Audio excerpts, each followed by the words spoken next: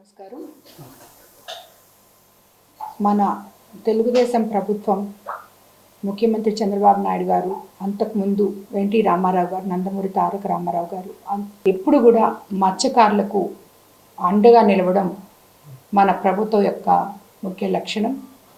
ప్రతిసారి కూడా వాళ్ళకి అన్యాయం జరిగినప్పుడు మనం ఎప్పుడు వాళ్ళకి అండగా నిలబడడం జరిగింది. అదేవిధంగా మీకు అందరికీ తెలుసు, ఈ మధ్య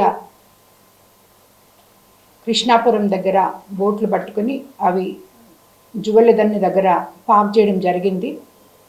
వాటిల్ని తమిళనాడు వాళ్ళు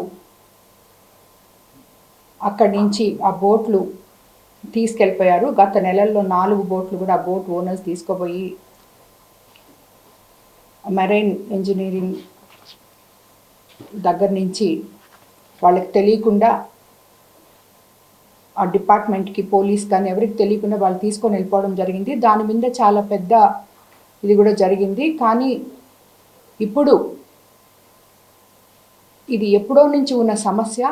మన మత్స్యకారులు, తమిళనాడు మత్స్యకారులు వచ్చి పెద్ద బోట్లు తీసుకొని వచ్చి మన మత్స్యకారులను బెదిరించి మనకి అందాల్సిన జల సంపదని వాళ్ళు తీసుకెళ్ళిపోతున్నారని మన మత్స్యకారులు ఎప్పుడో నుంచి మనకి చెప్తున్నారు. దానికి ఏదో ఒక ఎండ్ పాయింట్ తీసుకురావాలని చెప్పి మన ముఖ్యమంత్రి చంద్రబాబు నాయుడు గారు 2-3 సార్లు అందరితో మీటింగ్ పెట్టి, మన నెల్లూరు కాన్స్టిట్యున్సీ నుంచి ఉన్న ఎమ్మెల్యేలు కానీ, తీర ప్రాంత ఎమ్మెల్యేలు అందరితో కూడా కలిసి, మినిస్టర్స్ అందరూ కలిసి కూడా మీటింగ్ పెట్టుకోవడం జరిగింది.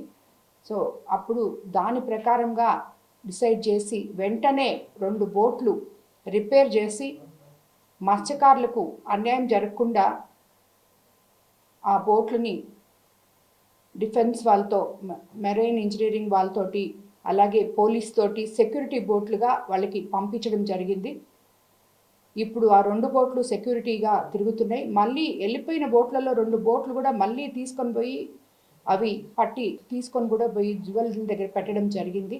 అదేవిధంగా ఈరోజు మనం వాళ్ళకి అండగా నిలబడి మనం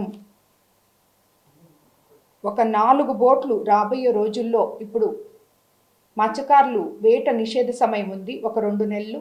అది ఏప్రిల్ 15 నుంచి జూన్ 15 వరకు ఉంటుంది. ఈ సమయం లోపల వాళ్ళకి సీఎం గారు మొన్న సూలూరుపేటకు వచ్చినప్పుడైతేనేమి, ఉదయగిరికి వచ్చినప్పుడైతేనేమి హామీ ఇవ్వడం జరిగింది.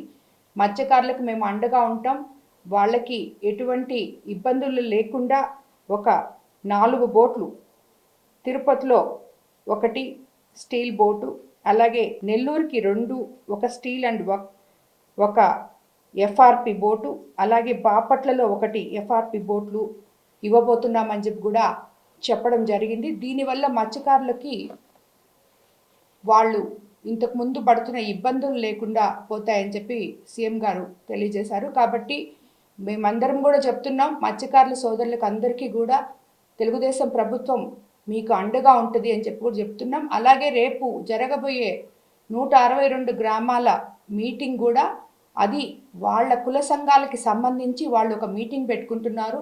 ఆ మీటింగ్ కూడా వాళ్ళ ఇష్ట ప్రకారం వాళ్ళు చేసుకోవడానికి అన్ని అనుమతులు ప్రభుత్వం ఇచ్చింది. అదేవిధంగా సపోర్ట్గా కూడా వాళ్ళకి ఏమన్నా అవసరమైతే సపోర్ట్ కూడా చేస్తామని కూడా మన ప్రభుత్వం వాళ్ళకి అండగా నిలిచిందని చెప్పి తెలియజేసుకుంటూ, ఎక్కడ కూడా మత్స్యకారులకి తెలుగుదేశం ప్రభుత్వంలో అన్యాయము అనేది జరగదు అని చెప్పి మన ముఖ్యమంత్రి గారు, అలాగే మన ఉప ముఖ్యమంత్రి గారు నారా లోకేష్ గారు, సంబంధిత మినిస్టర్స్ అందరూ కూడా మాట ఇవ్వడం జరిగింది. ఇది తప్పకుండా మత్స్యకారులకి అండగా ఉండే ప్రభుత్వం అని చెప్పి మరోసారి మనం నిరూపించుకోబోతున్నాం. ధన్యవాదాలు.